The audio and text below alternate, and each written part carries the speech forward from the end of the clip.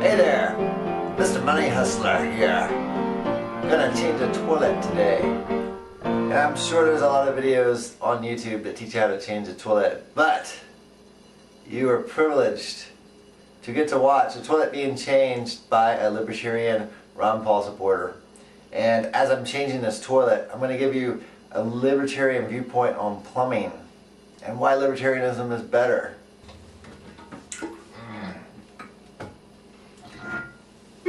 There's still some water in the tank.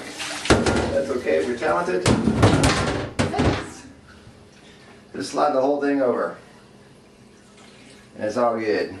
So many cities around the United States, you can't even get your floor tiles like I have them here, where they're all the way up underneath the toilet and everything, because your floor tile guys can't get permission to pull the toilet to put the tile down and then put the toilet back because they're not licensed plumbers. Oh, heaven forbid that you have to. And I'm trying to educate you guys a little bit on just the silly requirements on what it takes to be a licensed plumber. You have to work for years and years and years under the supervision of a licensed plumber.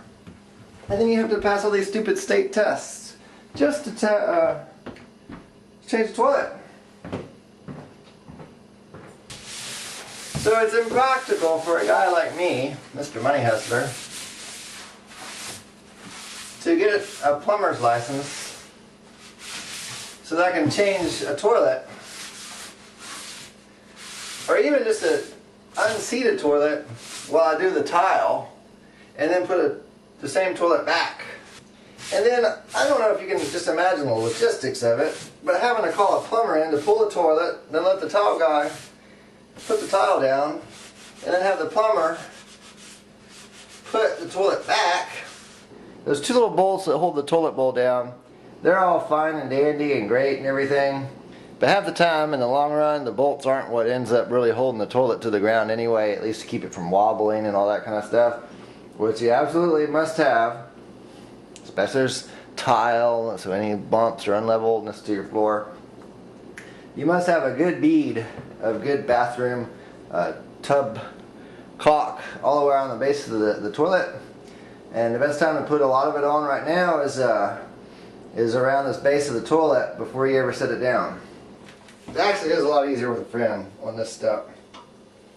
It can be done by yourself. So you just got it in on those bolts. There's the one, and of course as always, I never get them both perfect. There. Now, with all your force, you have to squish the thing down as far as you can go. And it's definitely easier to do this in warm weather than cold. Well, I don't know. I never went to plumber school. Maybe they do teach you about how to get caulk off tile and make it look nice. Worst that happened to me, I got some caulk on my shirt. It's safe to change the toilet. Doesn't require a lot of skill. I haven't demonstrated that this works yet, but I've changed several toilets out, so I know I do a good job. They work after I'm done. I'm not a licensed plumber. Actually, technically this is probably no. It's legal for me to do because it's my own house and I'm living here. It wouldn't be legal for me to advertise in the green sheet, per se, to say, hey, I'll change the toilet out.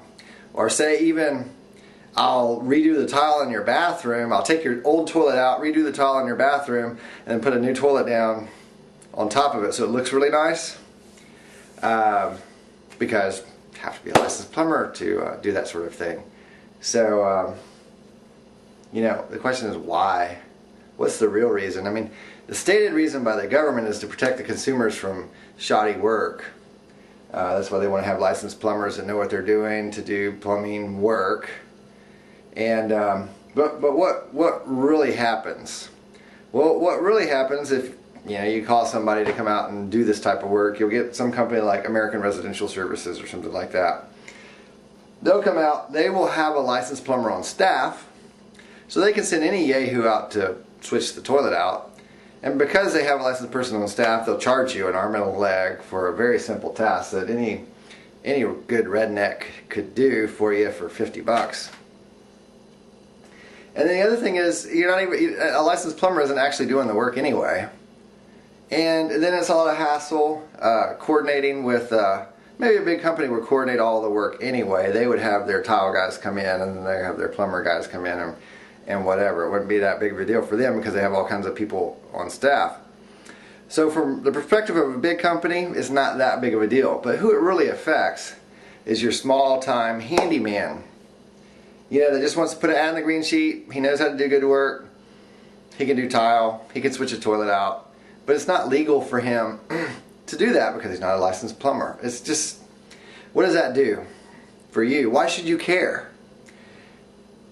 A, you should care because it drives your cost up. Typically, it drives your cost up to have American Residential Services come out and do the work. B, it reduces job opportunity. The regulation stating that you have to be a licensed plumber to do this kind of work. It reduces the amount of people that can just go out and do that sort of a job. So that means there's more people looking for jobs at a big company. So that means there's more competition for jobs at the company. That means wages go down. That means that, maybe because it's a completely different industry, but all regulations taken together affect almost every industry. So you have more people competing for jobs at regular companies. That means that even if you want to work for a big corporation or whatever, it's driving your wages down, the regulations are, because you're preventing people from just going out on their own and doing the work themselves and setting their own rates. So it prevents people, small-time people, from starting their own small little business, setting their own rates for their own customers, and doing work and not competing for jobs at bigger companies. So that means with bigger labor pool, it's like the law of supply and demand. Bigger labor pool, the big companies have more competition for the jobs that they have. That means they can offer less and less money for those jobs, and they'll still have people to take them because people can't go off and start their own little businesses because of the regulations. So anyway, the other thing is just the ridiculousness of the regulations for plumbing. It's not just about passing some tests to show that you're qualified and knowledgeable and blah, blah, blah. You have to have so many years as working as a journeyman under another licensed plumber. So it was like a multi-year dedication thing just to get a plumbing license to be able to change a toilet. You take somebody like me, I have a degree in aerospace engineering, I work for a computer firm developing software. I'm not going to spend 3 years of my life working for a plumber just so I can be a licensed plumber so I can do YouTube videos to show people how to change a toilet. It's ridiculous because changing a toilet is not rocket science. Anybody can do it.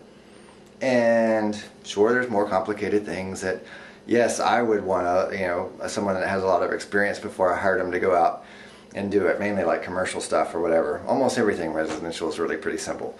But just the same, there's a place for having qualified people. I don't think the average consumer needs the state to make sure that they have qualified people to do residential work because it's just not rocket science. If anything was rocket science, they need to redesign the way they do it in the beginning anyway, because you shouldn't have anything that complicated in a regular old house.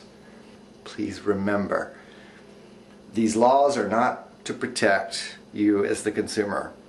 These laws and regulations are they're protectionists. They help big businesses. They hurt little people. They drive our wages down. They drive our wages down. They also limit the amount of money that a person could work independently for and earn a living wage doing their own work. It drives money and profit to people who aren't actually doing the work. It drives money and profit to the people who already own the big businesses and who already have the money to lobby our legislators to make the laws that perpetuate the system of keeping little guys from being able to go out and start their own business, which also perpetuates increasing the labor pool and driving wages down. All from changing a toilet.